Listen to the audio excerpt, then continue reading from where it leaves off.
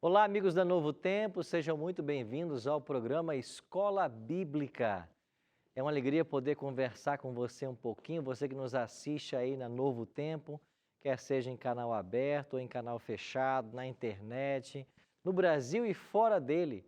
Um abraço carinhoso para você. Nós temos todas as quartas-feiras, às 8 da noite, um encontro marcado aqui no programa Escola Bíblica.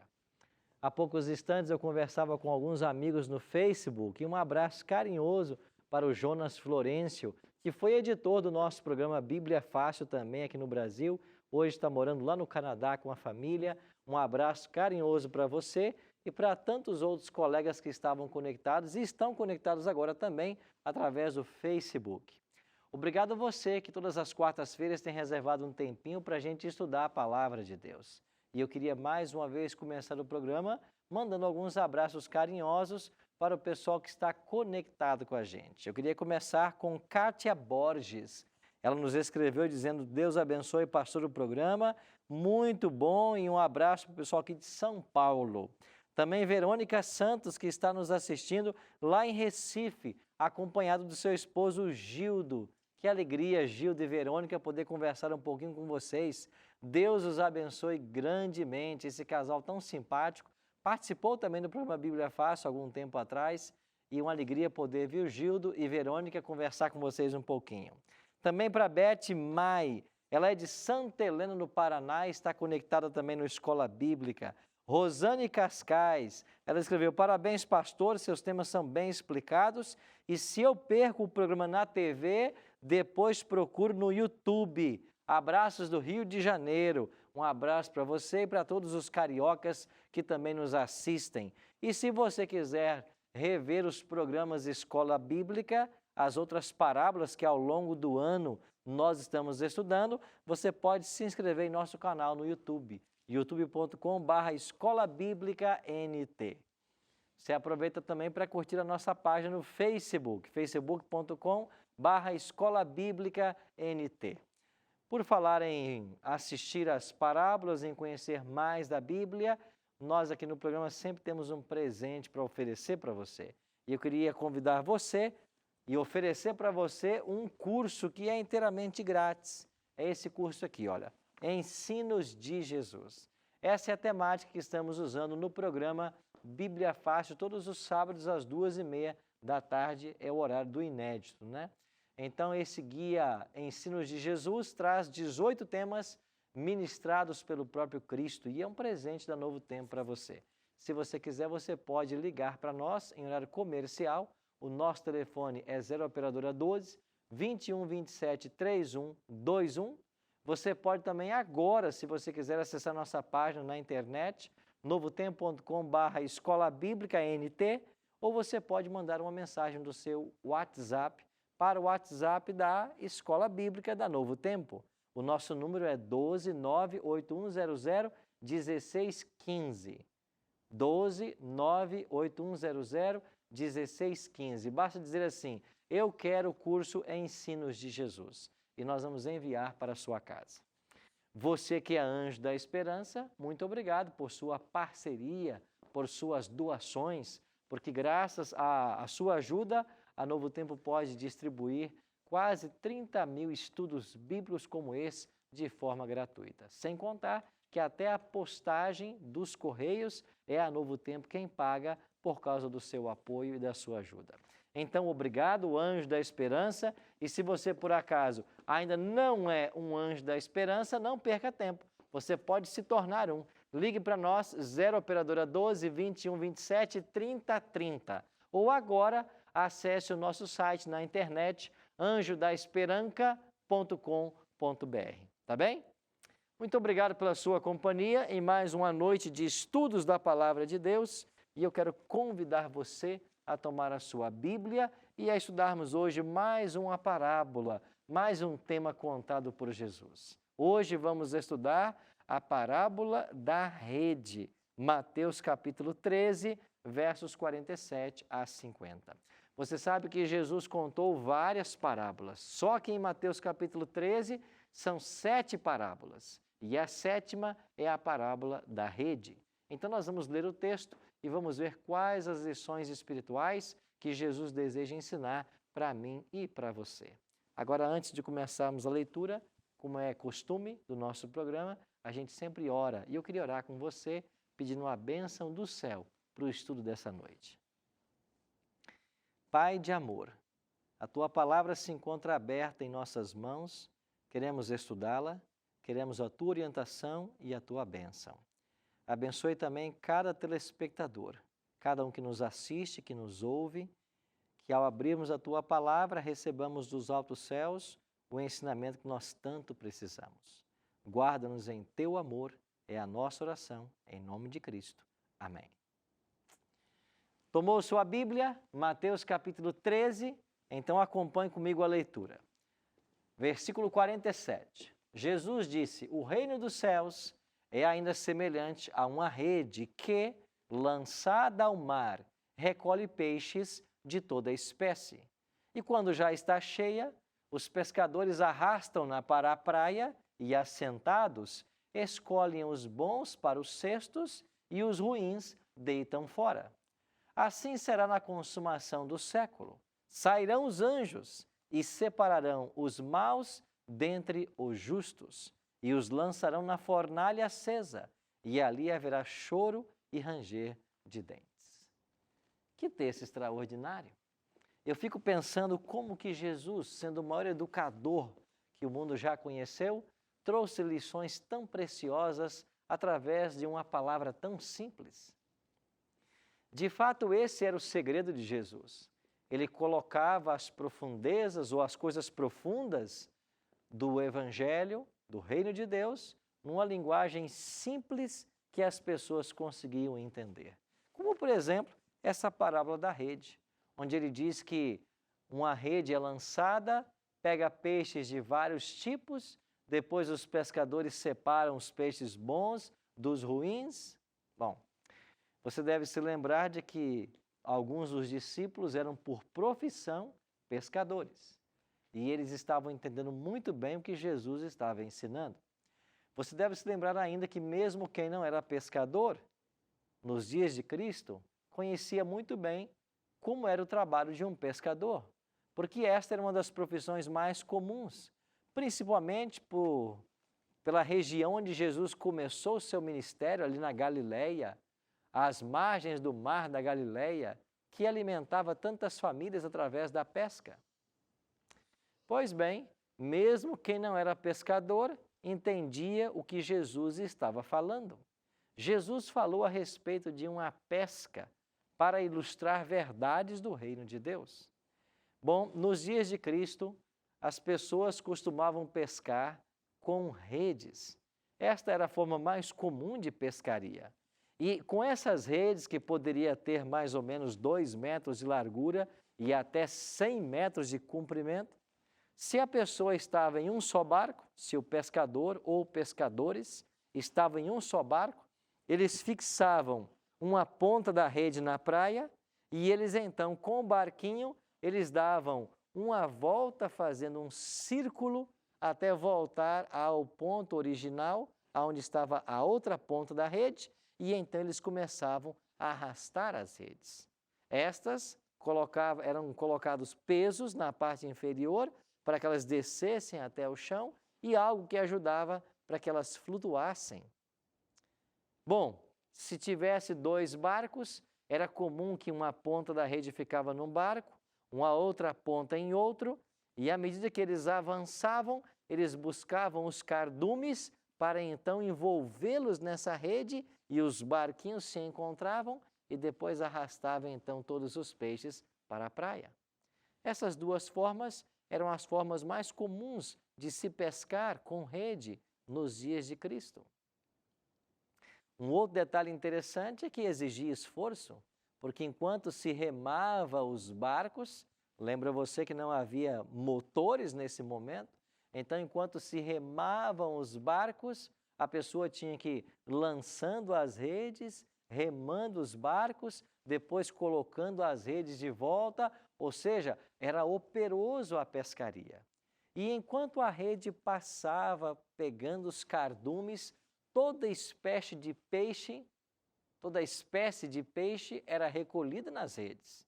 E então, uma vez nas areias da praia, agora os pescadores se assentavam e eles então calmamente separariam os peixes bons dos peixes ruins. Aí você vai dizer assim, mas pastor, tem peixe ruim?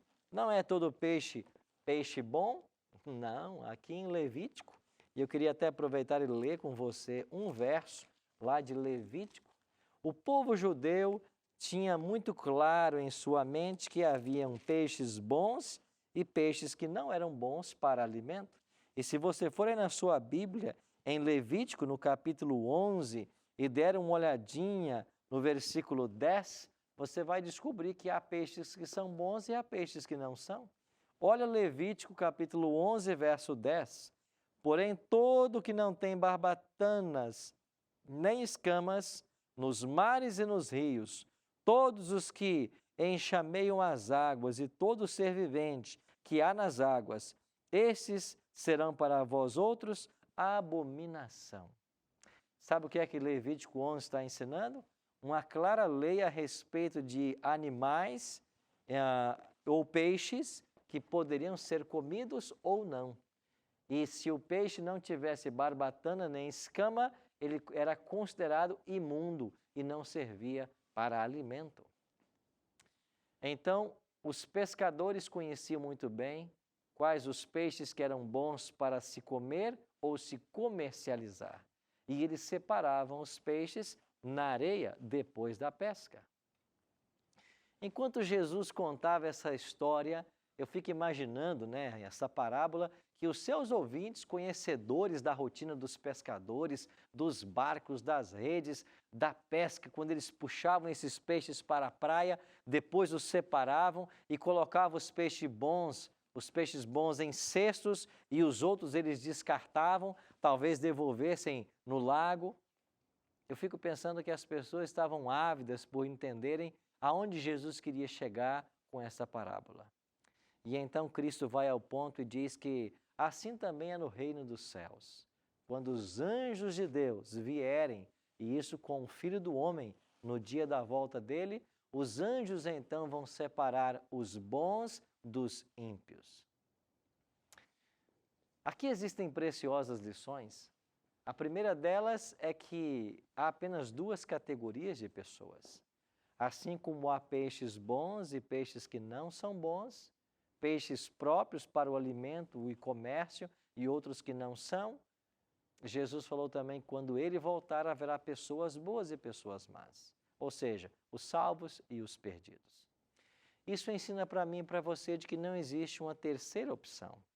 Em termos espirituais, todo ser humano um dia ele vai se salvar ou ele vai se perder. É isso mesmo. Talvez eu esteja conversando essa noite com alguém que é um ateu declarado.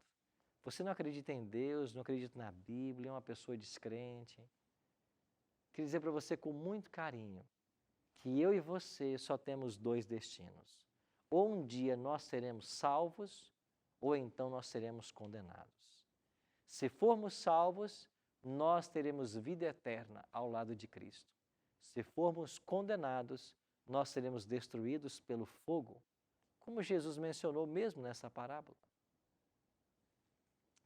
Esses dias eu recebi um e-mail e a pessoa dizia assim para mim, mas pastor, e se tudo isso que o senhor crê se provar ser mentira? E se de fato não existir um céu como o senhor ensina?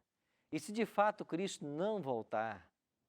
Enquanto essa pessoa me fazia essas perguntas, eu me lembrei uma vez de algo que o pastor Alejandro Bulhon, um pastor da Igreja Adventista que hoje está aposentado, um homem de Deus, e ele contou certa vez para nós que uma repórter fez para ele as mesmas perguntas.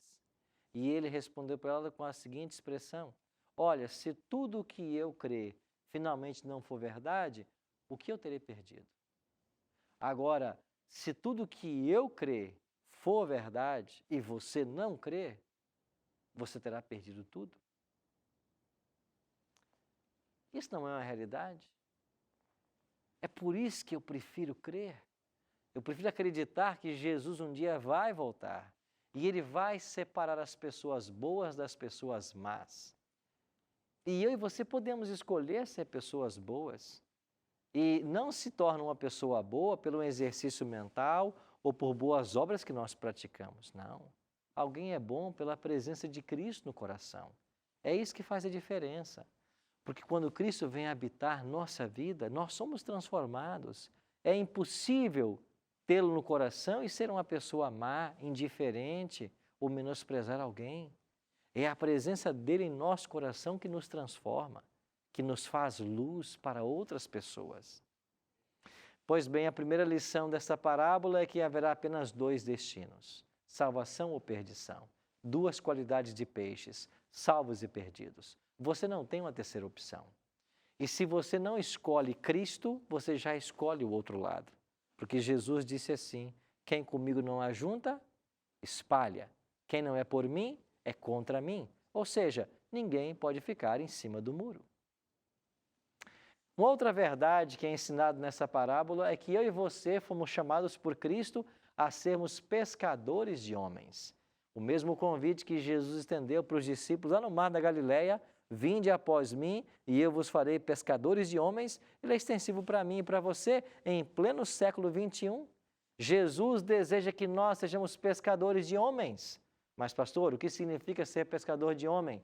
Significa partilhar do Evangelho com as pessoas que não conhecem. Significa que tudo que você aprende aqui no Novo Tempo, você tem que levar para os seus parentes, para os seus vizinhos, para os seus amigos. Significa que as verdades que você está aprendendo na Palavra de Deus, você deve partilhar com outras pessoas. O Evangelho não se recebe para se guardar. Nós recebemos o Evangelho para partilhar. E eu queria lembrar você que Jesus, lá em Mateus 24:14, ainda declarou que este Evangelho do Reino será pregado para todas as nações, para testemunho a todas as nações. Então virá o fim. Ou seja, o fim virá quando o Evangelho for pregado. Eu e você temos que nos envolver.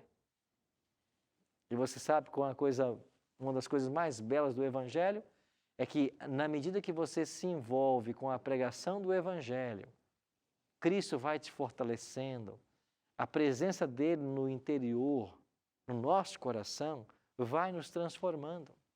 E pode até ser que nós sejamos peixes ruins, pode até ser que nesse momento, se acontecesse a separação, nós fôssemos descartados. Mas se a gente abrir o coração a Cristo, se nós usarmos a pequena fé que nós temos para acreditar nas coisas espirituais, algo extraordinário vai acontecer. Cristo entra na nossa vida, no nosso coração, Ele muda todas as coisas, Ele muda a nossa perspectiva, Ele muda os nossos valores. E você passa a enxergar a vida com outros olhos. Sabe por quê? Porque esta vida que eu e você temos aqui, ela é passageira. Ela é apenas um preparo para a vida eterna, imortal, que aguarda a todos nós. Olhando para Mateus capítulo 13, você vai perceber que a parábola da rede se assemelha muito a uma outra parábola, contada por Cristo nesse mesmo capítulo, a parábola do trigo e do joio. Interessante que quando Cristo contou a parábola do trigo e do joio, o mesmo princípio ensinado nesta parábola apareceu também naquela. Ou seja, o trigo e o joio são duas plantas muito parecidas. E então Jesus disse que elas não deveriam ser separadas até o dia do juízo, porque no dia do juízo, o próprio Deus faria a separação do trigo e do joio. E se nós compararmos as duas parábolas, você vai entender que o trigo refere-se ao peixe bom e o joio ao peixe ruim, mau, que tem que ser descartado. As duas parábolas terminam da mesma maneira. Aquilo que vai ser descartado no fogo. E você sabe que o nosso planeta, há milênios atrás, foi destruído toda uma geração pelas águas do dilúvio. E agora a própria Bíblia diz que não haverá mais um outro dilúvio, mas essa terra ela está reservada para o fogo. Este é o fogo da destruição, é o fogo do profeta Malaquias, que diz que queima e não vai deixar nem raiz, nem ramo. Ou seja, o fim do joio e dos peixes maus ou ruins será a destruição pelo fogo. Mas esse não precisa ser o nosso destino, até porque a Bíblia é clara em dizer que este fogo foi preparado para o diabo e seus anjos, e não para nenhum ser humano. Então, eu e você, nós somos predestinados para a salvação. É isso mesmo. Deus predestinou todo ser humano para a salvação. Agora, Deus respeita o livre-arbítrio. E se você não quiser ser salvo, Ele não vai salvar você. Mas você é um predestinado. Você está predestinado para ser salvo. E se você se colocar nas mãos de Cristo, isso vai acontecer. Sabe por quê? Porque finalmente salvação é mais fácil do que perdição. E sabe por que é? Porque quando o ser humano diz sim para Cristo, nós temos todo o auxílio do céu. Deus Pai, Deus Filho, Deus Espírito e todos os anjos lutando em nosso favor. Você entende por que é mais fácil se salvar do que se perder? Porque a sua perdição, quem deseja, é o diabo e os anjos maus. Mas a sua salvação, quem deseja, é Deus Pai, Deus Filho e Deus Espírito e os milhares de anjos que existem no céu e na terra.